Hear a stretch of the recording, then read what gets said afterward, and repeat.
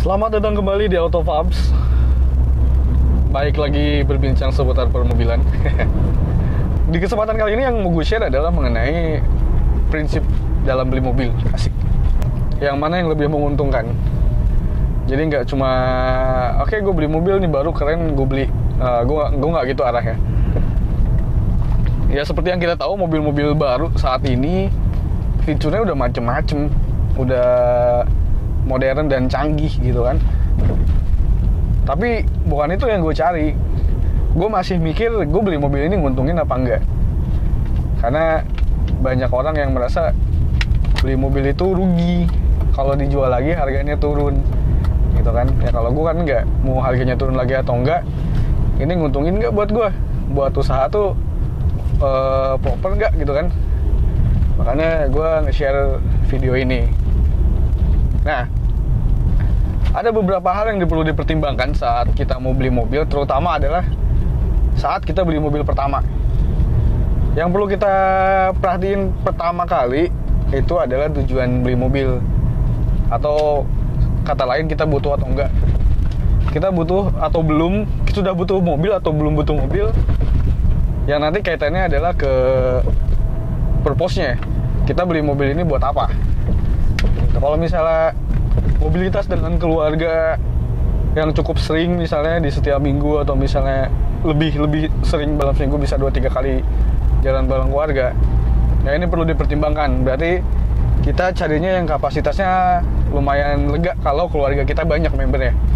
Tapi kalau keluarga kita misalnya cuma 2 orang atau 3 orang, 4 orang, city car, sedan cukup gitu kan. Terus selain untuk kebutuhan keluarga, misalnya kita beli mobil untuk tempur nih, buat nyari duit, buat kerja gitu kan. Yang paling gue pertimbangkan paling pertama adalah durability-nya. Ini mobil bandel apa enggak? Ini mobil kuat apa enggak? Mobil diajak capek tiap hari oke atau enggak gitu kan. Masalah nyaman gak nyaman gak ada masalah, karena kita dipakai buat nyari duit kok gitu kan. Makanya kenapa mobil-mobil niaga itu nggak terlalu nyaman untuk dipakai, misal kayak Grand Max atau mungkin EVV atau mungkin sejenisnya. Itu masalah nyaman gak nyaman udah nomor sekian gitu kan. Yang penting nih mobil bandel dulu, terus konsumsi bahan bakar juga irit dan muat banyak gitu kan. Kalau suatu saat kita bawa barang atau bawa apa yang lainnya, kapasitasnya muat gitu.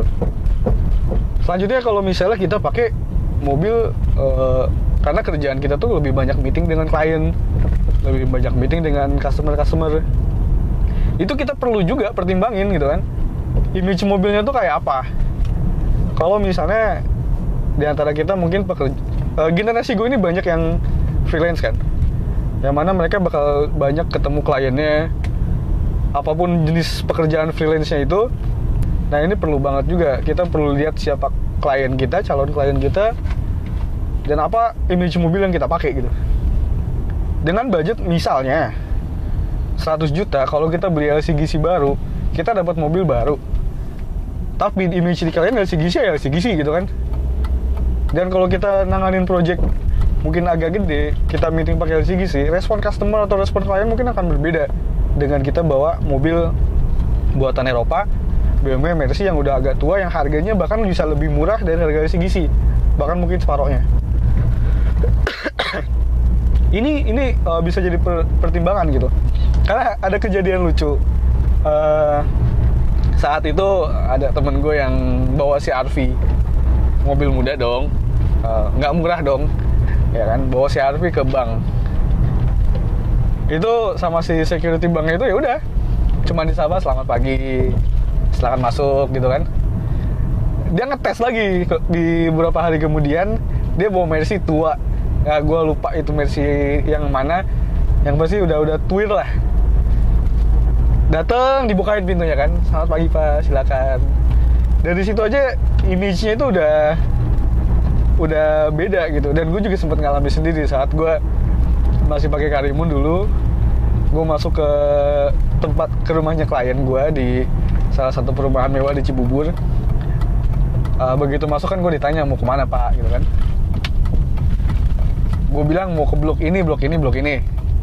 namanya si A, si B, si C gitu kan, ya klien gue lah. Terus sama si security itu ditanya kan, mau jemput ya Pak, Grab ya katanya. Dalam hati gue semprul gue. Kalau ngomong kagak ditaker gitu kan. Di situ ya udah image-nya udah kelihatan beda gitu kan. Terus di kemudian hari saat gue pakai E46 ini mobil separuh harganya LCGC saat ini. Gue pakai ke salah satu kelas di Sumarekon Bekasi. Kelas perumahannya dengan yang gue masukin sebelumnya 11-12 lah, hampir sama. Terus saat masuk tuh udah nggak banyak tanya gitu, udah langsung mau kemana, udah tahu belum tempatnya, dan mereka relatif lebih ramah gitu. Dan saat gue keluar pun mereka lebih respect, lebih hormat gitu kan. Dan saat itu kebetulan ada entah komandannya, entah petinggi di outsourcing si security itu juga sama-sama ikut ngehormat. Dalam hati gue perbedaannya jauh banget ya gitu.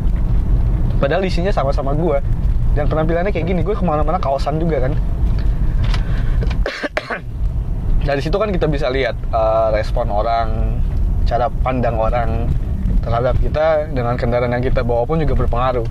Ini kepake banget buat kita yang kerja mungkin di dunia sales, banyak ketemu customer, atau mungkin kita seorang frontliner yang memang harus turun ke customer, ke lapangan.